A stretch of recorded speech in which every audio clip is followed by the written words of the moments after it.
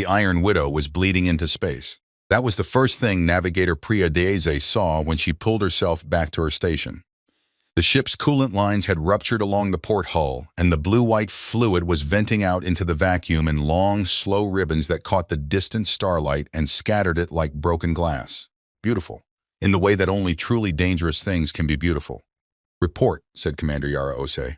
Her voice was flat, not calm, just flat, the way a table is flat, unresponsive to whatever you place on it. Priya read the numbers and wished she hadn't. Hull integrity at 31%. Reactors 2 and 3 are offline. Reactor 1 is running on backup coils and Chen says it could drop at any moment. Main weapons are dead. Point defense is down to 4 turrets, 2 of which are jammed and will not rotate. Life support is holding, but we have a 17% oxygen leak in Section C through F. She stopped, and we lost the Alderman. Nobody spoke after that. The Alderman had been the Iron Widow's escort frigate for 11 years. It was a good ship. Small and fast, crewed by people who laughed too loud at bad jokes. When the Veth ambush came screaming out of the debris field, the Alderman had thrown itself into the path of 3 kinetic kill vehicles that were aimed directly at the Widow's bridge. It had bought them 4 seconds. Those 4 seconds were the reason Yara Ose was still alive to hear bad news. "Casualties," she said, 48 dead, 61 wounded. We started with a full crew of 212. Priya did the math that nobody wanted to hear. We are at roughly 52% personnel capacity, and that includes Petty Officer Volkov, who has a broken arm and claims he is fine. "He is not fine," said Petty Officer Dmitry Volkov from across the bridge. His left arm was wrapped in a splint made from a coolant pipe casing and a strip torn from his own uniform. "But I am fine." Yara looked at him for exactly 1 second, then she looked away. That was all the argument she had energy for. The Iron Widow drifted. She was old, as human warships went. 83 years old, which in the context of interstellar military history was practically a relic. She had been built at the Callisto shipyards back when humanity was still learning how to fight properly in a vacuum, back when the alien empires of the Outer Reach were still chuckling to themselves about the species that had stumbled out of its home system with fire in its eyes and absolutely no idea what it was walking into. They had stopped chuckling sometime around her 4th deployment. Her official name in the Naval Registry was Unsk Vessel 0441 Acheron. Nobody called her that. The name Iron Widow had come from her 3rd deployment, during the counter-offensive at the Reach of Sorrows. 7 enemy ships had come for her that day. 7 ships sent specifically to kill her, because the enemy at the time, the Wrath Consolidation, now a thin entry in history databases, had believed she was the weakest target in the human formation. She was not the weakest target. The crews of all 7 ships never came home. The Iron Widow came home with a hole in her side large enough to park a shuttle in, her engines running on prayers and engineering tape, her crew bloody and exhausted and completely unwilling to lie down. The name stuck after that. Enemies had tried to kill her 14 times across 83 years. 14 times they had filed confident reports stating she was finished. 14 times they had been wrong. The reports were now collected and distributed in human military academies as a case study in what the instructors called aggressive optimism about outcomes. But right now, looking at the numbers on her screen, Priya was having a hard time seeing how the 15th time would be different. "How far to the nearest relay station?" Yara asked. "At our current drift rate, 9 days. If we can stabilize Reactor 1 and bring maneuvering thrusters back online, possibly 4. Can we send a distress signal?" Priya ran the numbers twice, because the first answer was one she did not want to give. "Yes, but it will be weak. At our current transmission capacity, it will take 16 hours to reach the nearest outpost at Relay Station Kadir." Yara nodded slowly. She pressed 2 fingers to her lips. Her crew knew that gesture well. It meant she was building something in her head, an architecture of intent, a structure of possibility assembled from the broken pieces in front of her. They had all learned over the years not to interrupt it. "Send the signal," she said. "Standard encryption. Include the full damage assessment." "Yes, Commander." The signal went out. Small and honest and patient, carrying its terrible numbers outward into the dark at the speed of light, hoping something friendly would be listening. 3 light hours away, something heard it. It was not friendly. The Veth did not have a word for opportunity the way humans used it. Their nearest equivalent translated roughly as the moment when an enemy's wound becomes your doorway. It was a concept so deeply built into their language that Veth children learned it before they learned to count. It described not just a tactical moment, but a moral one, the idea that an enemy's weakness was not to be pitied but to be entered. Fleet Commander Orthvan understood this concept better than most. He was old by Veth standards. His carapace had shifted from deep amber to the pale gold that came with age, and the sensory filaments along his cranial ridge had thickened into something that younger officers sometimes described, behind his back, as decorative. He had commanded Veth warships for 40 years. He had fought humans on 3 separate occasions, which was 2 more times than most of his colleagues, and he had come away from those engagements with a deep and somewhat inconvenient respect for the species and a very strong preference for never engaging them again unless the numbers were overwhelmingly in his favor. Right now, the numbers were overwhelmingly in his favor. The intercepted signal was unambiguous. The Iron Widow, and yes, even the Veth called it that, because the name appeared as a warning marker in intelligence files across 14 alien governments, was crippled. 31% hull integrity. 2 reactors down, main weapons offline, life support struggling. The ship was bleeding oxygen and coolant into the void in measurable, consistent, unfakeable quantities. His own ships were at full strength. 3 heavy cruisers and the dreadnought Undying Certainty behind him, Veth's newest and most powerful warship, built specifically using decades of data on human combat methodology. He stared at the signal readouts for a long time. The part of him that had survived 40 years of war, the cautious, skeptical, slightly paranoid part, kept generating the same quiet alarm humans like traps. They built them the way other species built houses, with care and creativity and a disconcerting enthusiasm. There was a phrase that had been translated into 17 alien languages from the original human English. If it seems too easy, a human built it, but the data was too thorough to fabricate.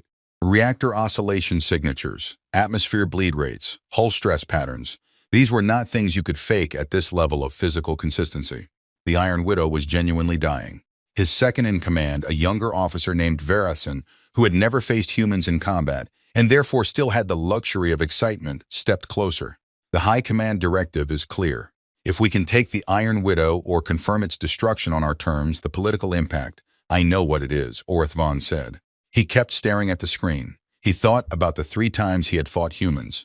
The first time had been at Meridian Crossing, where a human ship with a destroyed engine had turned sideways and used its own hull as a shield and a battering ram simultaneously and taken out 2 of his escort vessels before finally going dark. The second time had been at the edge of the Ashfall Nebula, where a crew of 40 people on a ship rated for 120 had held a defensive position for 9 hours against 6 attackers, and only stopped when every one of them was dead.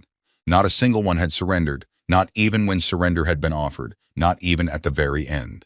The third time, the humans had won outright, and he had retreated and spent 3 months trying to understand what they had done differently, and he was still not entirely certain.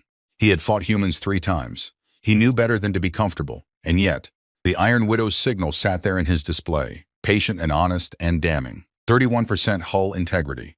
Dead weapons. Bleeding into space. Prepare the broadcast, he said. Full transmission. Human space frequencies.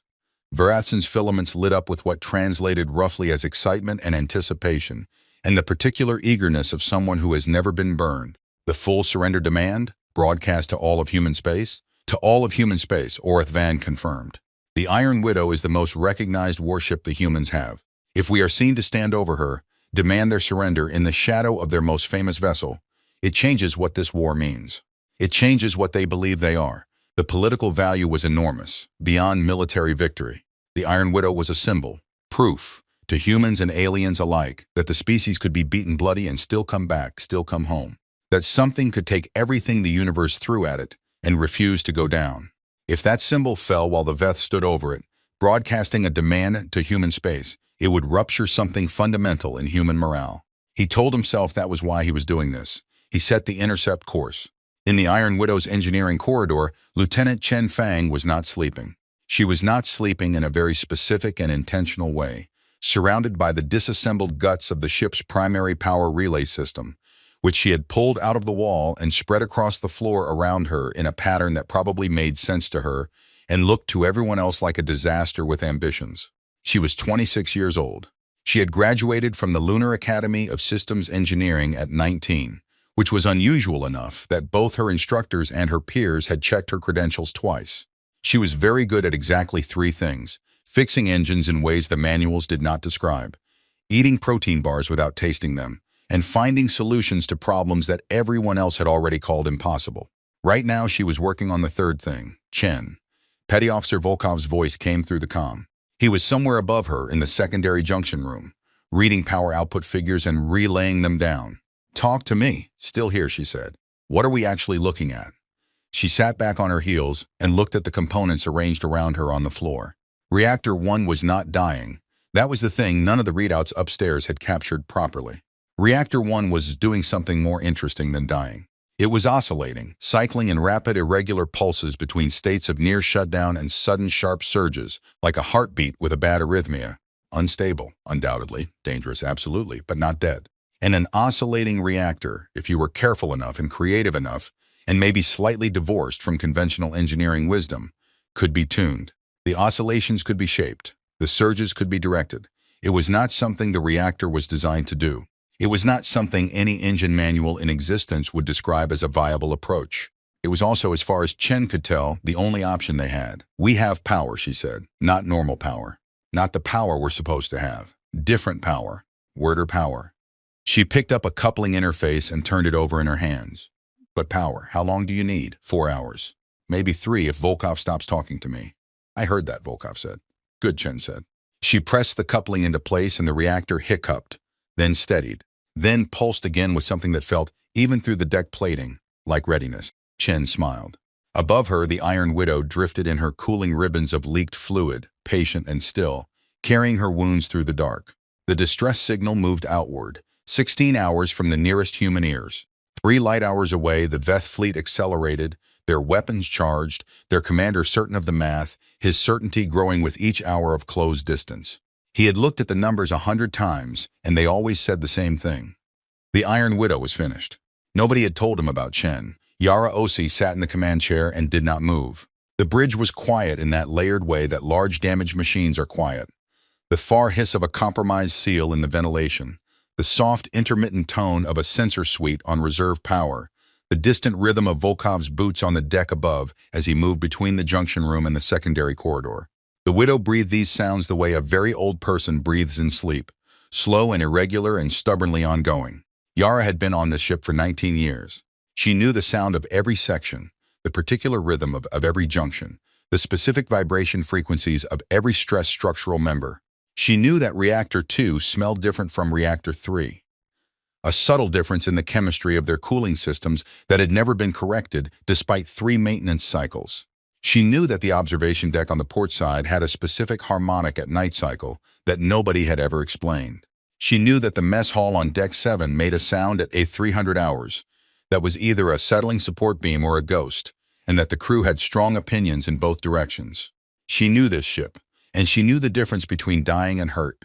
The Iron Widow was hurt. There was a distance between those 2 words that she intended, very deliberately, to make matter. "Commander." Priya's voice arrived with the careful weight of someone carrying something they did not want to drop.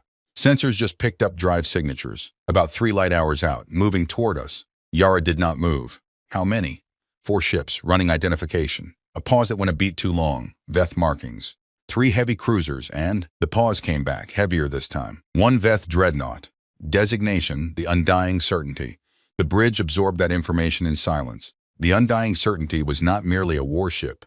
It was the warship, the newest and most dangerous vessel in the Veth fleet, designed from its keel outward using decades of accumulated data on human combat tactics and human ship design. It had never been in a real battle. It had been built for exactly this kind of moment, the killing of something already dying. Yara pressed 2 fingers to her lips. "Time to intercept?" she asked. "At their current velocity, 6 hours, 6 hours. She sat with that number and felt its weight and looked at it from every angle she had. "Get me Chen," she said. The comm clicked. A pause. Then Chen's voice, distracted, halfway through a thought that was clearly going somewhere else. "I'm busy. I know." "How long?" 4 hours, maybe less if the oscillation holds. Yara looked at the sensor display.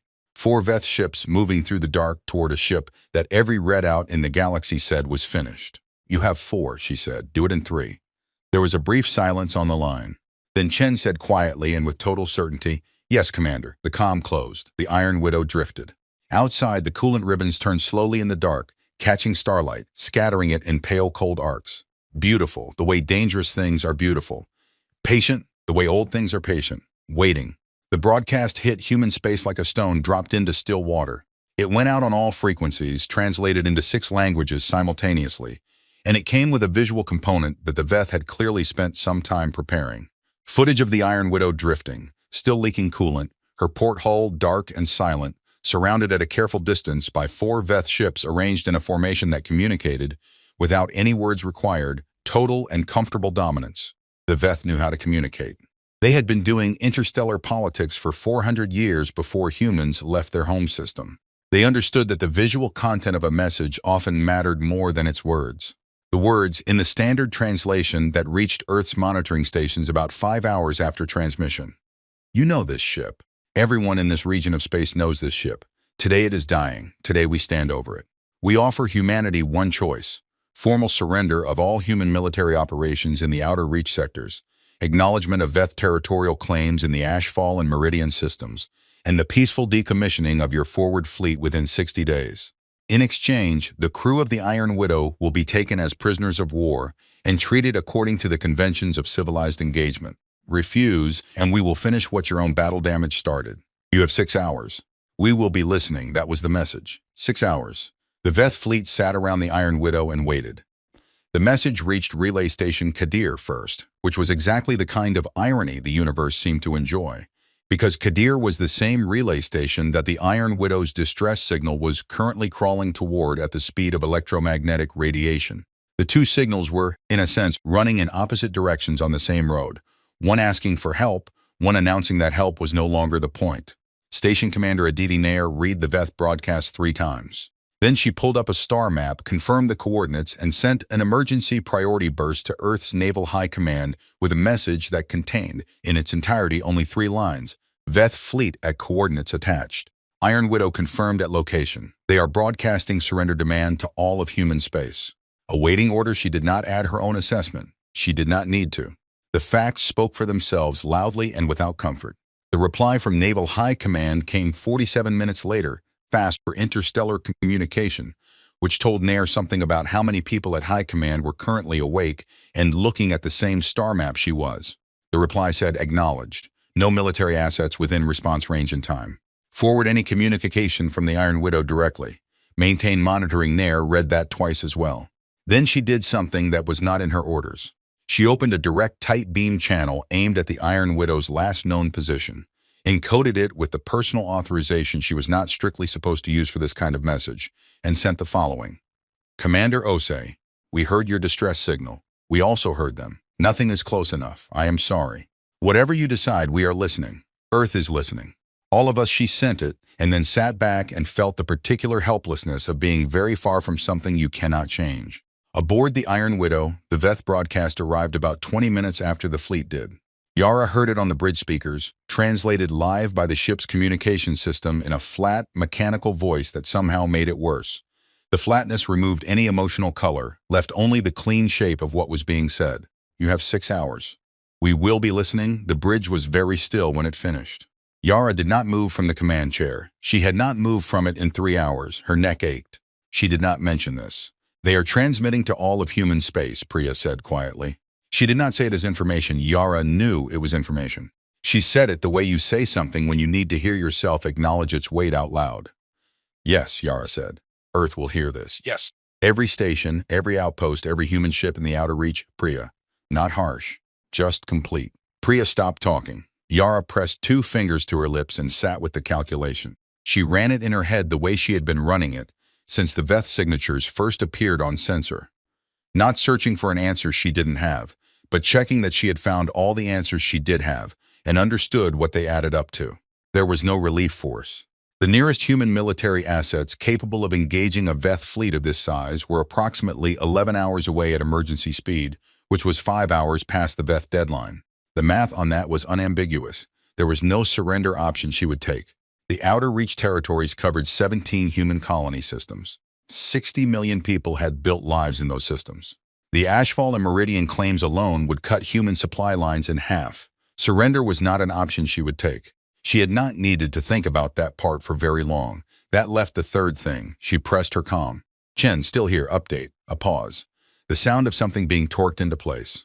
Oscillation is holding steady at a rate I can work with. I have redesigned the power distribution pathway through 3 sections. When I flip the main coupling over to the tune cycle, another sound, something settling. It will not look like anything the ship's systems were designed to do. The output readings will be wrong by the standards of the original engineering, but it will work. Will it hold under sustained fire? The pause this time was longer. For a while, Chen said. Define sustained. Yara decided she could work with that answer. Keep going. You have 2 hours. The comm closed. Dmitry Volkov appeared at Yara's elbow from wherever he had been, carrying 2 cups of the dark, bitter, slightly scorched thing the ship's galley produced when asked for coffee and ignoring the question entirely. He set 1 cup down next to her right hand without comment. His splinted arm was held close to his side in a posture of determined competence. They are watching us on sensors, he said. He wasn't asking. Yes. So they know we are not moving. They know our power readings are low. They think we are exactly what we look like. He drank from his cup. They think this is already done. Yara picked up the cup and held it without drinking. What do you think? Volkov was quiet for a moment. He looked at the sensor display, at the 4 Veth ships arrayed around them like 4 walls of a room they had built and locked from outside. I think, he said slowly, that they have never made the mistake of winning before they have won. They have never sat in a room with us when we are like this. He gestured vaguely with his good hand. A gesture that encompassed the damaged bridge, the blood still on the floor near the navigation console that nobody had cleaned yet, the dark spaces where screens had gone out and not come back. They see broken things and they believe the breaking is finished. They do not understand. What don't they understand? He picked up his cup again. That we break differently. Yara finally drank her coffee. It was terrible. It was also hot and it was present, and sometimes that was what mattered. 5 light minutes away, Fleet Commander Orith Vaughn stood at his display and watched the Iron Widow's sensor returns with the patience of someone who was reasonably certain the outcome was decided. His caution had not entirely gone to sleep. It was still there, running quietly in the background like a program he could not close. But the data kept confirming itself. The ship was not warming weapons, was not generating thrust, was not showing any of the power-up signatures that preceded combat activity. Her reactors were still fluctuating. Her hull was still breached. She was dark in all the ways that mattered.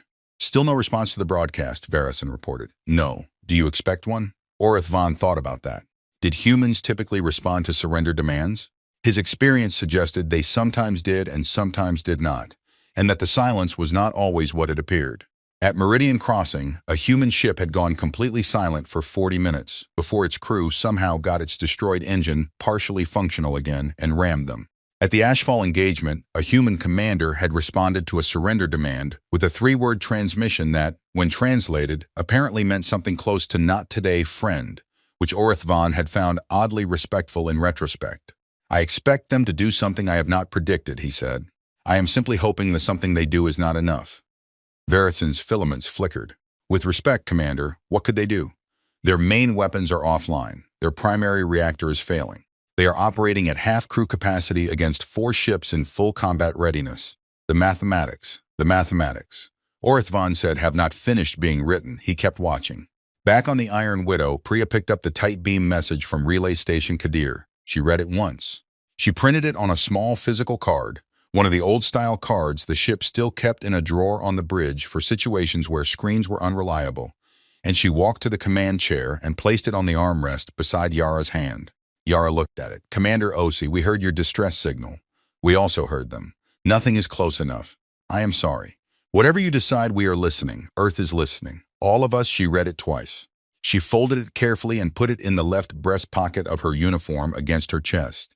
She did not say anything about it. Her crew did not ask. Battle stations, she said. Priya looked up from her console. Commander? Quiet ones, Yara said. No active systems. No power signatures. Nobody moves faster than they need to. We are a dying ship. She paused. Until we are not. The crew moved quietly. With the particular efficiency of people who had been on this ship long enough to know how to be useful without being told exactly how.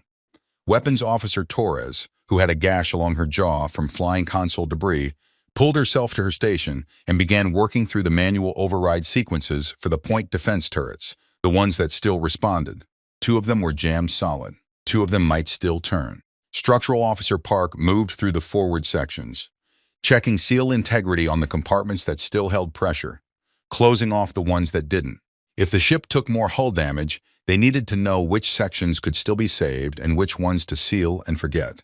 Volkov went back up to the junction room and sat down next to his relay board with his broken arm and his bad coffee and began running through every power pathway Chen had not yet rebuilt, looking for anything that still worked and hadn't been noticed. The Iron Widow went through her preparations in silence. The Veth sensors watched her sit quiet and still and broken. 3 hours and 41 minutes remained on their deadline. Far away, on dozens of stations and ships and colony outposts scattered across the human outer reach, people sat in front of screens and listened to the Veth broadcast and looked at the footage of the Iron Widow drifting in her coolant ribbons. Not all of them knew the ship's history. Some of the younger colonists, the ones born out here in the Reach who had never seen Earth or the inner systems, knew the Iron Widow only as a name. Something the older people said with a specific quality of voice, a weight that younger people recognized as meaning, "This matters, this is one of the things we keep." But all of them knew what the moment meant. The Veth had made sure of that. The broadcast had been designed to be understood even by people who didn't know the details. A dying ship surrounded, a clock running. In the colony on Kareth Station, a man who had never met any of the Iron Widow's crew and never would sat in front of his screen and did not go to bed when his shift ended. He stayed. He did not know why exactly. He just did not want to stop watching. In the Meridian system, at the edge of the territory, the Veth had just claimed as their price for the Widow's crew. A woman who had lived her entire life in that system, put her children to bed, and came back to her screen and sat there with her hands folded. In a dozen places, in 100 different rooms, people watched the screen and said nothing and waited. The Iron Widow sat in the dark surrounded by ships that were certain she was finished. 2 hours and 50 minutes on the clock. In the engineering corridor, Chen Fong touched a coupling she had modified 3 times and felt it seat differently this time, felt the resistance give in a specific way that she recognized as correct in the deep mechanical intuition that great engineers develop and cannot fully explain. There, she said to no one and everyone, the reactor pulsed, not the weak, irregular oscillation of a failing system, not the arrhythmic stumbling of something trying to die. This was something else. A deep, rhythmic surge that moved through the deck plating under her boots like a heartbeat finding its way back. She reached for her comm. "Commander," she said, "I need you to hear something." Yara listened. The reactor pulsed again, and again, each beat a little more certain than the last. "That," Yara said quietly. "Yes," Chen said. "How long?" "Give me 90 minutes." Yara looked at the clock. 2 hours and 48 minutes remaining. "You have them," she said. She set the card in her pocket more securely against her chest, the one that said Earth is listening, and she started building the final architecture. The 90 minutes had a shape to them. Not the shapeless crawl of waiting, not the stretched blankness of boredom. These 90 minutes had architecture. They were divided by tasks and checkpoints and the steady mechanical language of a crew doing the specific things that needed doing, organized around a center of purpose that nobody had announced out loud, but everyone had understood from the moment Yara said, "Quiet battle stations." Torres had the point defense turrets. 2 of the 4 were genuinely dead. Their rotation mechanisms had been fused shut by the same kinetic impact that had taken out the port weapons array. But the other 2 responded to manual override, slowly and with protest, grinding through about 70% of their designed range before seizing up. 70% was better than 0. Torres noted their firing arcs on her display, mapped what they could cover, and built her mind around the geometry of the thing. What she could protect, what she would have to let go, where to focus if it came to it. Park had finished sealing the compromised sections. Sections C, D, and part of F were now isolated from the rest of the ship's atmosphere. He had also done something that was not in his assigned duties, but was very much in his character, which was to go through each accessible damaged section himself and make certain there was nobody still in them who could be moved. There was not. He knew there was not. The casualty count was accurate. He checked anyway. It was the kind of thoroughness that the Iron Widow seemed to cultivate in her crew over time. The understanding that the numbers on a screen were not the same thing as certainty. Volkov sat in the junction room with his broken arm and his relay board and found 17 power pathways that the partial outage had left in a state he described as sleeping, not dead. These were secondary circuits, minor conduits that had not been active before the battle because they had not been needed. They were not impressive by themselves. But 17 sleeping pathways, routed together through Chen's redesigned distribution system, added up to something worth having. He relayed this to Chen without comment. Chen added it to her architecture without thanks, which was not rudeness but efficiency, and which Volkov understood perfectly. The Iron Widow had a chapel. Not many human warships did anymore. It was a feature of an older design philosophy. The idea that people going into danger needed a room specifically for the kind of thinking that danger provoked. The chapels on newer ships had been redesigned into additional storage, into briefing rooms, into spaces with more immediately quantifiable utility. The Iron Widow still had hers. It was very small, barely enough room for 6 people, and the benches were metal, and the single light source was an amber emergency strip that had been converted to permanent use so long ago that the original crew member who had done it was probably dead. It had no specific religious identity. It had a small table and a book of blank pages that crew members had been writing in for decades. The latest entries were near the end of the book. Earlier entries had gone from formal and careful to something more honest over the years. Shorter, more direct. The way people write when they have things to say and limited time to say them. Yara went there for 8 minutes. She did not read the book. She sat on the cold metal bench and looked at the amber light on the wall and held very still, and let herself feel the full weight of the situation without the managed composure she wore on the bridge. She felt it completely. The certainty that the next few hours would determine not just whether the crew of the Iron Widow lived or died, but whether the outer reach colonies behind them would fall under Veth territorial control, whether 60 million people would spend the next generation negotiating from a position of profound weakness, whether the thing the Iron Widow represented, the stubborn, irrational, historically documented refusal to stay down, survived or ended here. She felt all of that.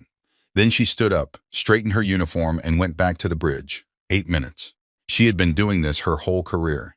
The discipline of it was not about suppressing the weight, it was about feeling it fully in a controlled space so it didn't bleed through at the wrong moment. Her crew did not know she went to the chapel, or, if they did, they had never mentioned it.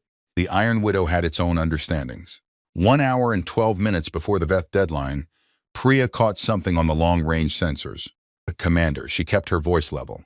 Quantum entanglement burst from the direction of Kadir Relay. High priority encoding. Yara looked up. Naval High Command, Priya confirmed after a moment. The message was brief. The kind of brief that meant someone senior had written it, and then deleted everything except what absolutely needed to be there. Commander Osi, no relief within range. Your discretion on engagement. Naval record will reflect whatever decision you make as in the best interest of the service. High Command sends its respect. ADM Chenwu, she read it on the small screen Priya brought to her chair. Then she looked at the sensor display, showing the 4 Veth ships surrounding them. Then she looked around the bridge. Torres at weapons, Park at structural, Priya at navigation, 2 ensigns at secondary systems, Volkov's voice occasionally coming down from the junction room above. She had been given her discretion. It was the most tactful way she had ever been told that nobody was coming. Thank you, Priya, she said. She handed the screen back. Then she pressed the ship-wide comm. Not a combat alert, not an alarm, just the simple open channel that put her voice in every room of the Iron Widow that still had speakers running. This is the commander, she said. You have all heard the Veth broadcast. You know the numbers. I am not going to pretend the numbers are different from what they are. 4 of their ships to our 1 damaged ship is not a fair fight. She paused for exactly 2 seconds. We are not asking for a fair fight. We are asking for our fight. Chen is bringing the reactor back. Torres has point defense ready. Volkov has found power we did not know we had. Every one of you has been doing your job for the last 3 hours without being told how to do it, because you have been on this ship long enough to understand what this ship requires of you. She paused. The Veth have surrounded a dying ship and they are waiting for it to finish dying. We are going to explain to them as clearly as we can that they have misread the situation. She closed the comm. In the engineering corridor, Chen heard the commander's voice from the speaker above her head and felt something move in her chest that she did not pause to name. She picked up the final coupling, the one she had been building toward for 3 hours, the keystone of the whole redesigned system, and held it in both hands and looked at it for a moment. This was the piece. If this worked, the reactor would not just stabilize. It would do something that the Iron Widow's original designers had never intended, and would probably have strongly discouraged. It would cycle at the tuned oscillation frequency in a sustained loop that produced power output above the ship's rated maximum. Not a lot above, not safely above, not the kind of above that anyone would call a good idea, but enough. She seated the coupling. Reactor did not explode. This was the first good sign. It pulsed once, hard, and the vibration ran through the deck, plating under her boots and up through her legs. And she felt it in her spine like a struck bell. Then it pulsed again, smoother. Then again, finding its rhythm. Each pulse slightly more settled than the last. Volkov, she said into the comm. Reading it, he said immediately. He had been watching the output board. Tell me, power distribution is. A pause. She could hear him working the board with his one good hand. It is not what the manual says it should look like. It looks like something I would call wrong if I did not know you built it. Another pause, but it is climbing. It is stable. He stopped. What? It is enough, he said. There was something quiet in his voice. Something that was almost reverence. It is enough, Chen. She sat back against the corridor wall and looked at the reactor housing in front of her. The worn, ancient, scarred surface of a system that was 83 years old and had been repaired so many times that almost no original component remained.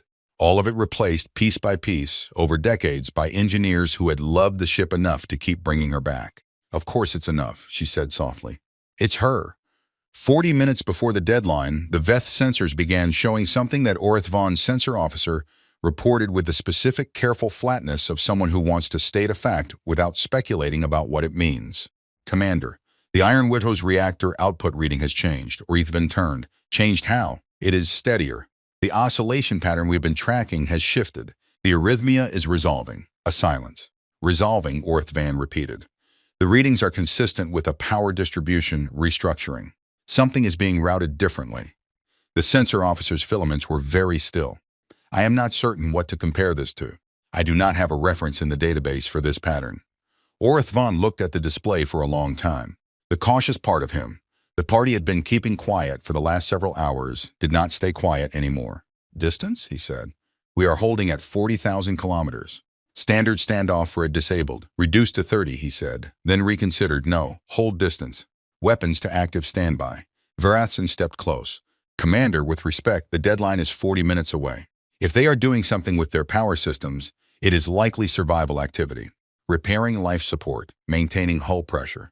Even if they restore full reactor function, their main weapons are offline, Orith Vaughn said. According to the readings we have been given. A pause. You think the readings are wrong? He thought about the first time he fought humans. The ship with the destroyed engine. The ship that was supposed to be dead. I think, he said slowly, that the Iron Widow has been in 14 engagements that should have killed her and has survived all of them. I think the crew currently aboard is not a random collection of people. I think the commander of that ship is a woman who has been in this vessel for 19 years and has not in that time shown any particular inclination toward surrender. He kept watching the screen. And I think we are 40 minutes from a deadline and their reactor is stabilizing. Varathson said nothing. Full weapons hot, Orith Vaughn said. All ships. Do not wait for the deadline. On the Iron Widow's bridge, a single tone from the sensor array. They are bringing weapons to full active status, Priya said. Her voice was level. Very deliberately level. How long do we have? Yara asked. At their charge rate, maybe 8 minutes before they are at full combat readiness. 8 minutes before the deadline. They had noticed the reactor. Yara looked at the clock. She looked at the sensor display. She looked at her crew. Torres's jaw set hard over the weapons console. Park standing at structural with his hands behind his back. Priya watching her screen with the focused quiet of someone who has already decided they are not going anywhere. Chen, she said. Ready, Chen said. Volkov, ready, Volkov said. Torres. Torres looked over from weapons. Her eyes were steady. Ready, she said. Yara pulled in one slow breath, let it out. Bring her up, she said. And the Iron Widow woke. Not with a shout. With a deep, resonant hum that started somewhere in the engineering decks and moved upward through the hull in a wave, the kind of sound a ship makes when power comes back to systems that have been dark and waiting. Lights returned in sections that had been running on emergency strips. Screens came back online across the bridge. The deep, steady pulse of the tuned reactor moved through the deck, plating like a drum. Not the frantic arrhythmia of a dying system, but the slow, deliberate rhythm of something that had found its footing. She was not at full strength. She was nowhere near full strength. Her hull was still 31%. Her main weapons were still dark. Her crew was still half the size it should have been. But she was awake, and she was angry. On the undying certainty, every sensor array in the fleet lit up simultaneously. For 3 seconds, no one on the Veth dreadnought said anything at all. Then the sensor officer's voice came through with something in it that Orith Vaughn had not heard in 40 years of commanding warships. A quality that existed just below professionalism, just below composure, the early, careful, controlled edge of fear. Commander, the Iron Widow is powering up. Orith Vaughn stared at the display. The readings were wrong. Not wrong in the way of a sensor malfunction or a calibration error. Wrong in the way of a situation that had departed from all predicted parameters simultaneously. The power output coming from the Iron Widow did not match the profile of her known reactor specifications. It did not match any profile in the Veth database for a human ship of her class. It was not what a dying ship looked like. It was not what a repaired ship looked like. It was something he did not have a word for. How, Varison said. It was not a tactical question. It was just a question. Orithvan did not answer. He thought about the crew aboard that ship. The commander who had been on it for 19 years, the engineers and officers who had kept something 83 years old alive through 14 engagements that should have been the end of it. He thought about the concept his people called the moment when an enemy's wound becomes your doorway. He thought about what it meant that the wound was not what he had believed it was. He thought about everything he had learned in 40 years about humans, about the gap between what they looked like and what they were, about the specific and well-documented tendency of this species to be most dangerous precisely at the moment they appeared most finished. All weapons fire, he said. Now, everything we have. But the Iron Widow was already moving. She moved like something that had been pretending to be still. Not fast. The Iron Widow had never been a fast ship, and 83 years and 31% hull integrity had not improved that particular quality. But deliberate. The thrust that came from the maneuvering system was not the desperate, lurching output of a damaged drive fighting to function. It was controlled, directed. The ship knew exactly where she was going, and she was going there without apology. Yara had the course already mapped when she gave the order to move. She had been building it in her head for the last 90 minutes, working from the sensor data on the Veth fleet's positions, their standoff distances, their formation geometry. The Veth had arranged their 4 ships in a pattern that made good sense if the Iron Widow was going to stay still and die. A perimeter formation, each ship positioned to fire on the target from a different angle, maximizing coverage, minimizing the target's ability to choose a direction that had fewer weapons pointed at it. The weakness in a perimeter formation was the space between the ships.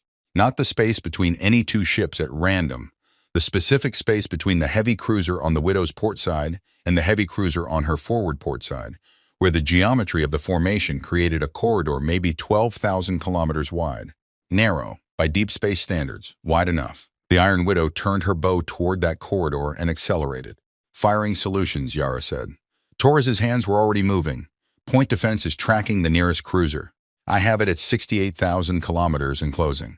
I can put fire on it at 40,000. Hold for 30. 30,000, yes, Commander. The Veth fleet responded. They had to rotate to track the Widow's new heading, which took time, not much time, seconds of time, but the Iron Widow's entire strategy was built from seconds. The nearest heavy cruiser, the one Torres was watching, had to adjust its firing arc by almost 30 degrees to lead the Widow's new trajectory. While it was adjusting, it was not firing with full effectiveness.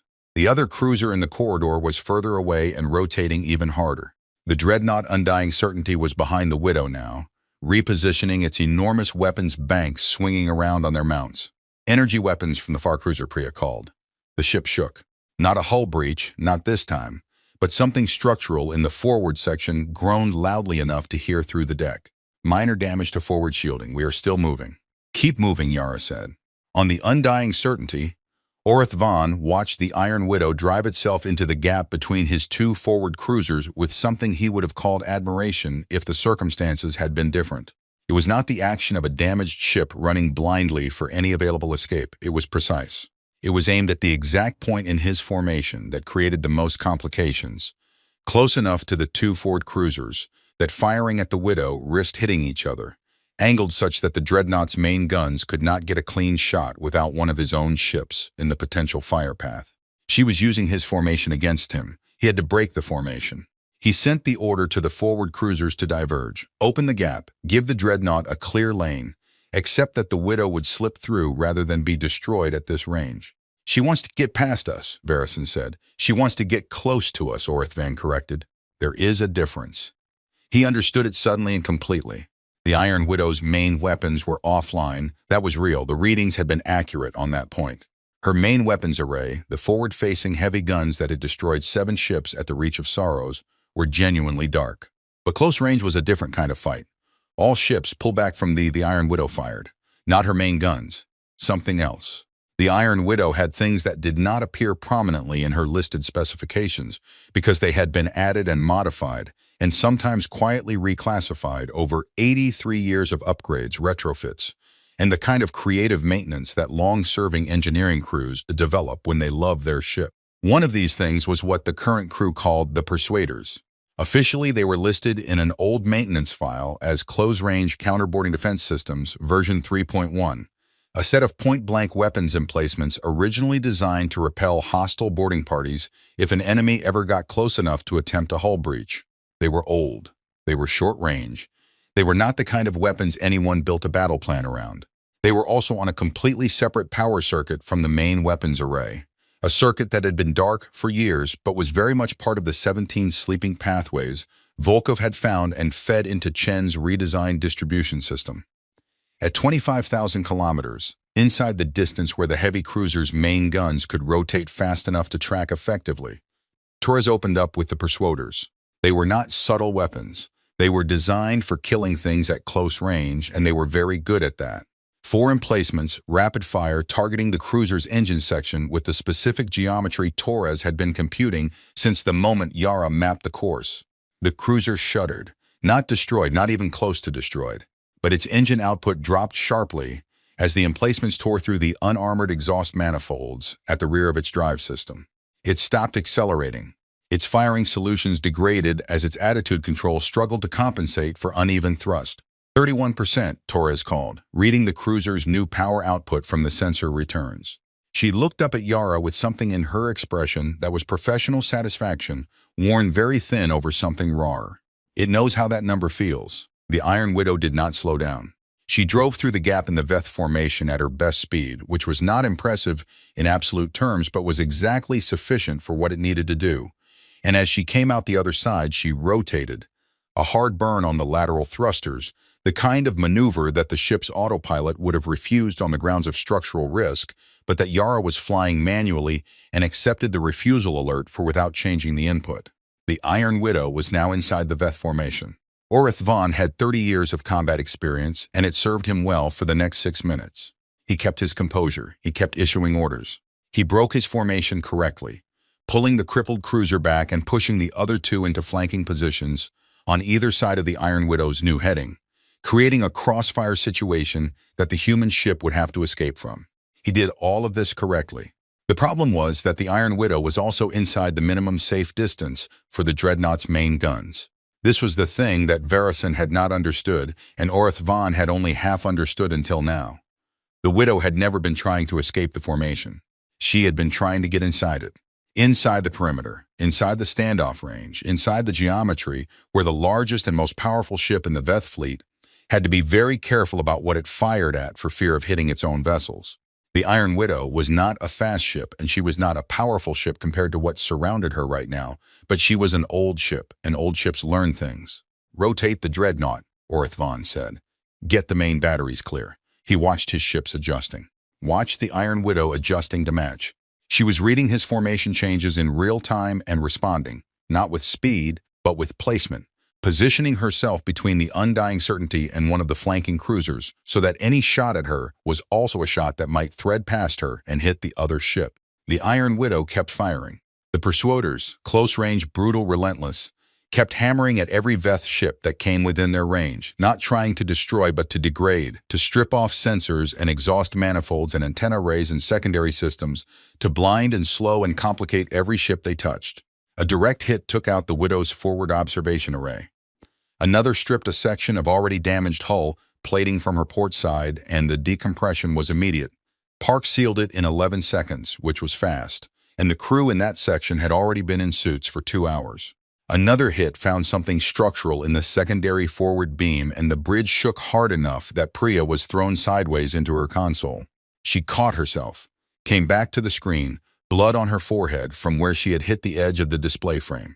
She did not mention it. "Still in it," she said. "Still in it," Yara confirmed. The moment that changed things came at the 41-minute mark of the engagement. One of the flanking Veth cruisers, not the crippled one, the other one, the one that had been trying to get behind the Iron Widow, made an aggressive course correction that brought it into the Widow's path at a closing speed that Torres identified as an attempt to force a near collision. The tactic was sound. At close enough range, the Widow's point defense systems would have to divide their attention, and a collision itself, even a grazing one, at the Widow's current structural integrity level would be potentially catastrophic. The Widow's point defense tracked the cruiser. Torres locked the 2 functional turrets onto its forward section and opened fire, Steady, precise, aimed not at the hull but at the cruiser's own sensor arrays, the targeting eyes that let its weapons find things accurately. At 32,000 kilometers, Torres killed the cruiser's primary targeting array, all of it. Multiple simultaneous hits on the array housing with the accuracy that came from having computed this exact geometry for the last 20 minutes and from being the kind of weapons officer who had been on this ship for 11 years and believed in her work with a completeness that was almost religious. The cruiser's fire became inaccurate. Its weapons were still firing, but they were firing blind.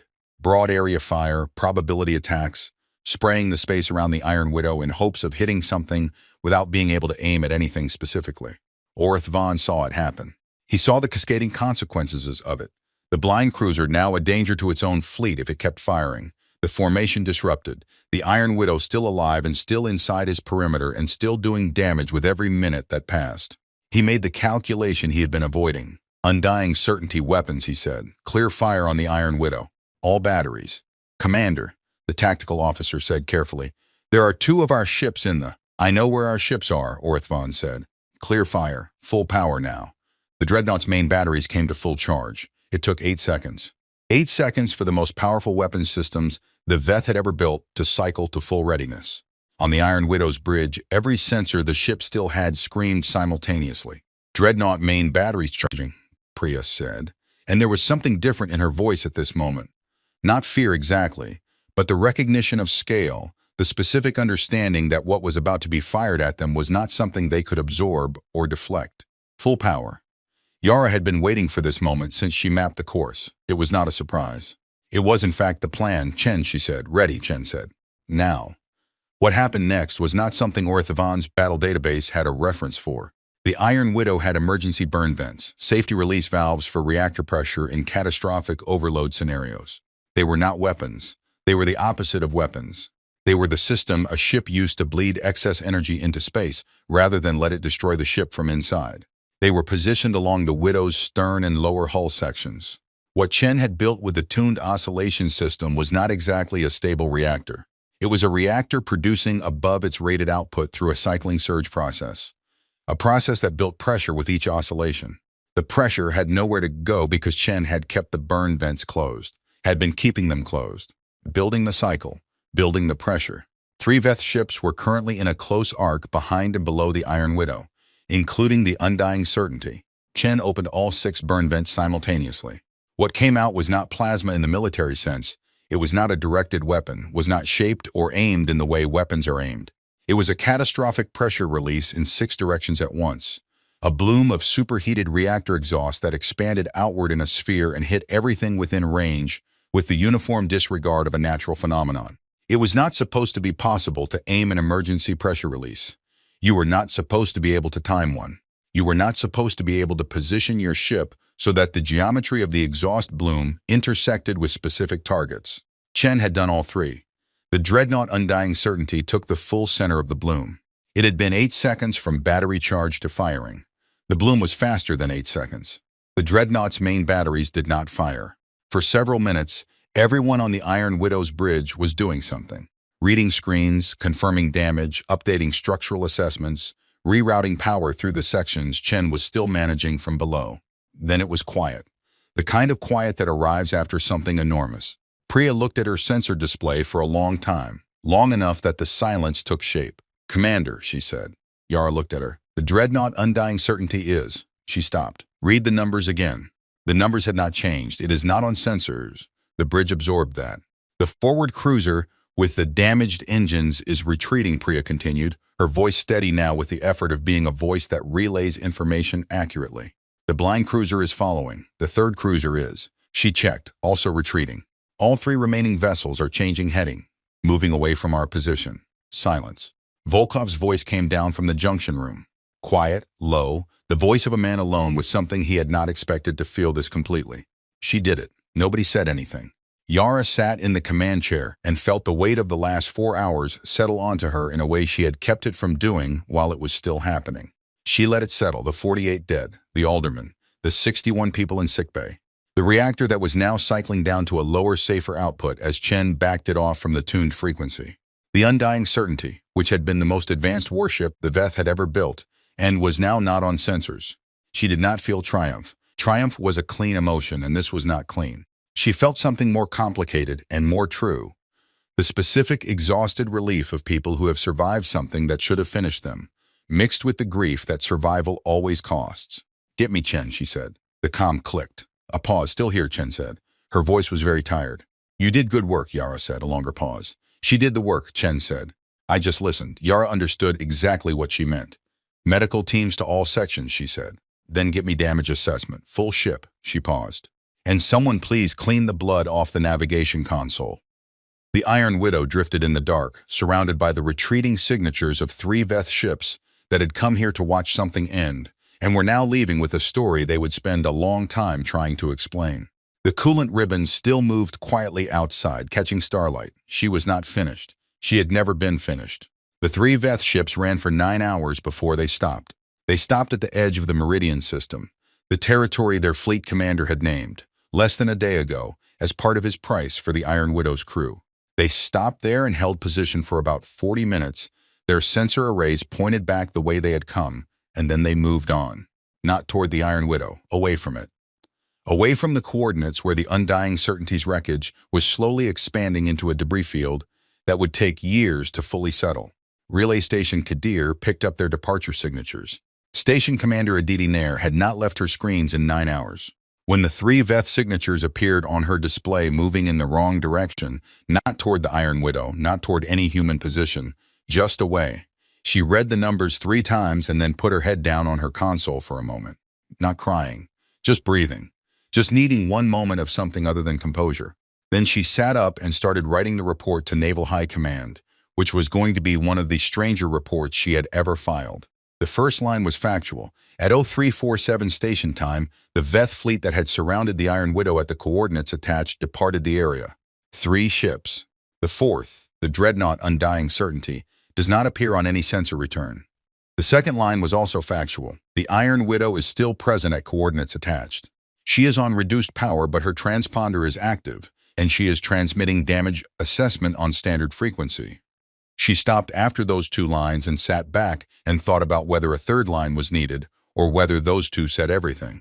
They said everything. She sent the report. The news moved fast. Faster than distress signals, faster than military dispatches, faster than the careful, measured communication of official channels. It moved the way things move when they are true and large, and people cannot keep them inside. Person to person, screen to screen, station to station, passed along colony networks and freighter comm relays and the informal communication webs that humans had built across the outer reach over 3 generations of living far from home. The Iron Widow is still alive. That was the core of it. The message stripped to its essential weight. The thing that mattered underneath all the details and numbers and tactical explanations. They demanded we surrender. They stood over the most famous ship we have, and they gave us 6 hours, and they were certain of the answer. The Iron Widow is still alive. On Karath Station, the man who had stayed at his screen all night sat up from where he had fallen asleep sideways in his chair and read the message and looked at it for a while and then laughed. Not a polite laugh, a real one, the kind that comes from somewhere deep that you did not know needed releasing.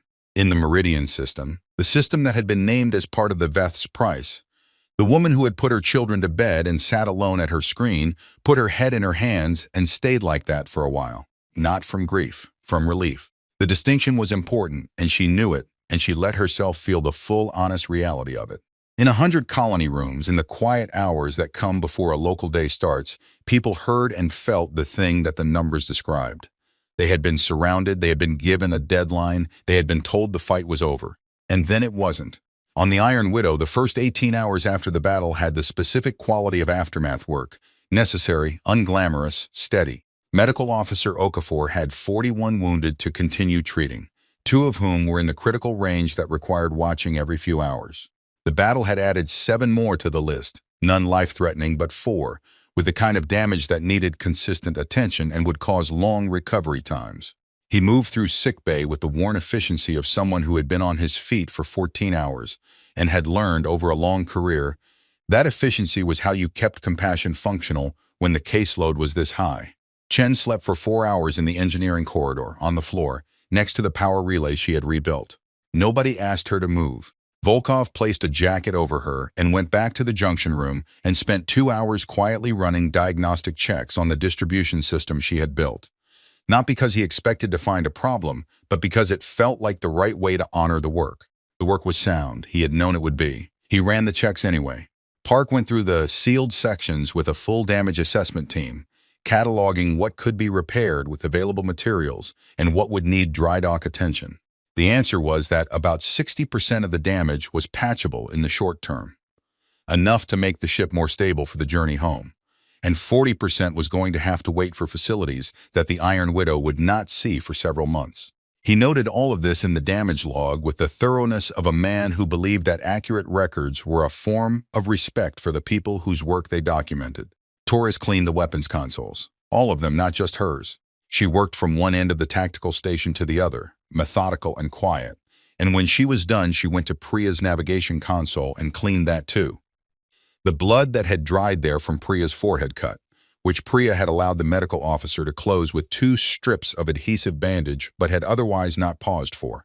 "You don't have to do that," Priya said. "I know," Torres said, and kept cleaning. Yara wrote the casualty report herself. She always did, every name, every rank, every section they had served in. A brief note for each one, not the formal military language of official records, but the kind of note that only a commander who had served with people long enough to know something real about them could write. Not long, not decorated, just specific. The particular things that made each person irreplaceable to the specific community of the Iron Widow, rather than interchangeable with any other soldier. She wrote the alderman's crew as well. She had not known all of them as well as her own people, but she wrote what she knew, and for the ones she knew less, she wrote the only fact that felt large enough to carry the weight. They moved toward what was coming, not away from it. She sat with the finished report for a while before she transmitted it. Then she wrote a separate message, shorter, personal, not part of the official record, to Station Commander Nair at Kadir Relay. "We heard your message. Thank you. It mattered." OC, she sent that one first before the official report. Naval High Command received the situation report and the casualty list and the technical documentation of the battle, single-link large transmission package from the Iron Widow, which arrived at 1422 Earth Central Time to a room containing Admiral Chen Wu, 3 senior tactical officers, and 4 analysts who had been running scenarios all night trying to calculate possible outcomes. None of their scenarios had included the emergency pressure release. Admiral Chen Wu read the technical section twice. Then she put the document down and looked at the analysts. "Did any of our models project this?" she asked. No one in the room said yes. She picked the document back up and read the technical section a 3rd time. "Get me Commander Osei on a direct channel when she is available," she said. Then, almost to herself, she used the burn vents. One of the analysts, who was young and could not quite suppress the thing he was feeling, "Is that what it says?" "That is what it says. You can't aim burn vents." The Admiral looked at him with the expression of someone who has just been told a fact they now had direct documentary evidence against. "Apparently," she said carefully, "you can." 42 hours after the battle, the Iron Widow got her thrusters fully back online. It was not a dramatic moment. The thrusters came up in sequence as Chen walked through the restart protocol, and each one registered on the navigation display as a quiet confirmation. And eventually all of them were running, and Priya had a proper course calculated to the nearest repair facility. 9 days, maybe 8 if the drive held steady. Yara sat in the command chair and watched the course appear on the navigation display, and felt the particular quality of an ending that is also a beginning. The moment when a thing that has been acute becomes something you will carry forward. The weight of the last 3 days was not going to reduce. It was going to become part of the ship's history, woven into the record alongside the 7 ships at the Reach of Sorrows and the Meridian Crossing, and the 12 other times someone had tried to end the Iron Widow and been wrong. Priya confirmed the course. Yara approved it. The Iron Widow turned onto her heading. 9 days, Volkov said from the back of the bridge. His splinted arm was still close to his side. He had not, since the battle ended, claimed to be fine. He had simply continued being useful, which was functionally the same thing. 8 if we're lucky, Priya said. "We are," Volkov said, "demonstrably lucky." The Veth High Council received Fleet Commander Orth Vaughn's battle report at roughly the same time as Naval High Command received Yara's. Orth Vaughn had written his report with the scrupulous honesty of a man who understood that the only thing worse than the truth would be a version of it that unraveled later. He described the engagement in full detail. The approach, the formation, the power readings, the decision to engage before the deadline, the Iron Widow's course change, the use of the close-range weapons, the pressure release. He spent particular time on the pressure release. He wanted the Council to understand exactly what had happened, because he suspected that if they did not understand it precisely, they would spend a time constructing an explanation that was more comfortable and less accurate. He ended the report with a section that was very short. The Iron Widow is currently making for a repair facility on reduced power. Her damage is significant, but she is mobile and her crew is functional. The engagement should be considered a decisive human victory. I recommend this assessment be shared with High Council military strategists in full and without modification. He then added one final paragraph, which was not standard in military reports and which he included anyway. We intercepted their distress signal. We read it as confirmation of total defeat. The signal was accurate. Every damage figure it contained was correct. We drew the wrong conclusion from correct data. We believed that what was broken could not fight. We have fought humans 3 times. I should have known better. The recommendation I make to any commander who faces this species in this condition is simple. Correct data about a human ship's damage tells you what is damaged. It does not tell you what is left. He transmitted the report and went to his quarters and sat very still in the dim light for a long time, doing the particular thing that experienced commanders do after engagements they did not win, not mourning, not recalibrating, but thinking, building the understanding that would inform every decision he made going forward. The Iron Widow had done something he had not believed was possible. She had done it with a damaged hull and half a crew, and an engineer who was 26 years old, and a commander he had never met, and would, he suspected, spend the rest of his career trying to understand. He sat in the dim light and thought about the species that, when you stood over them in their most broken state and gave them a deadline, responded by rebuilding the thing you had broken into something you had not planned for. He thought about that for a very long time. On the 8th day, because Priya had been right about the luck, the Iron Widow came into range of the repair facility at Harrow Station. They were expected. The facility had been monitoring their approach since that they came within sensor range, and by the time the Widow's bow appeared on the station's visible light cameras, there were people watching the feed from 20 stations and colony outposts that had no operational reason to be watching, except that they wanted to see it. She came in slowly, the way she had always moved, with the particular unhurried dignity of something that had earned the right to take its time. The coolant vents were sealed now. The hull damage was visible from outside, the dark scarred patches where weapons fire had stripped the outer plating. The emergency seal patches Park's team had placed over the decompressed sections. She was not a pretty sight. She was not trying to be. She was there. She was upright, and she was there. And she came into the docking approach under her own power, and that was everything. The facility controller handling the approach, a woman named Bautista, who had been running docking operations at Harrow Station for 11 years and had a carefully cultivated professional composure that she was proud of, said later that she had kept it together all the way through the final docking sequence. She had given the approach calls clearly, managed the spacing correctly, done every part of her job exactly the way it was supposed to be done. It was only when the Iron Widow's docking clamps engaged, that specific mechanical final sound of a ship being held safe after a long time in the dark, that Bautista stopped talking for about 4 seconds. Then she cleared her throat and finished the docking confirmation in the standard language and marked the Iron Widow's arrival in the log with the date and time. She made no additional notes in the official log. The log was not the place for what she would have written. Yara Osi was the last one off the ship. That was not unusual. She had always been the last one off. It was one of those practices that did not need to be explained or announced. The crew understood it the way they understood all the things about her that were consistent and load-bearing. She walked through the sections of the ship while her people were being processed by the facility's medical teams, while the engineering assessors were doing their initial survey, while the work of the aftermath was beginning in all its necessary and practical detail. She walked through the sealed sections Park had closed.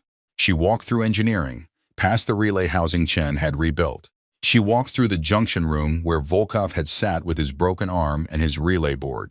She walked through the weapons deck where Torres had fired blind targeting solutions on a cruiser's sensor array at 32,000 kilometers and been right every time. She walked through the chapel. She sat on the cold metal bench in the amber light for a few minutes. She did not write in the book. She looked at it for a while, the old volume with its decades of entries, all the people who had sat in this specific room before whatever was coming for them. Then she went to the bridge. The bridge was empty. The screens were dark. The command chair sat still and quiet at the center of the room. She took the folded card from her left breast pocket, the one from Station Commander Nair, the one that said, "Earth is listening. All of us," and she placed it on the armrest of the command chair. A small, specific thing in a large room. The kind of detail that does not mean anything to people who do not understand it, and means everything to the ones who do. She looked at the forward viewport. Harrow Station's dock lights were outside, orange and steady in the dark. She looked at them for a while. The Iron Widow was home. She was broken in places that would take months to repair.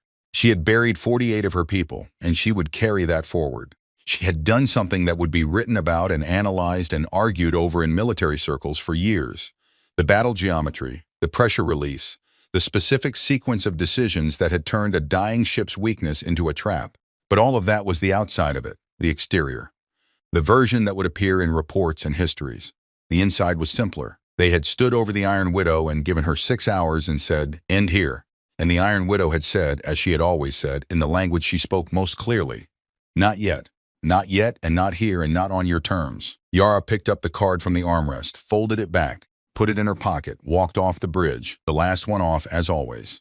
Behind her, the Iron Widow waited in her berth, quiet, scarred, patient, already waiting for the next time. There was always a next time, and she had always been there for it.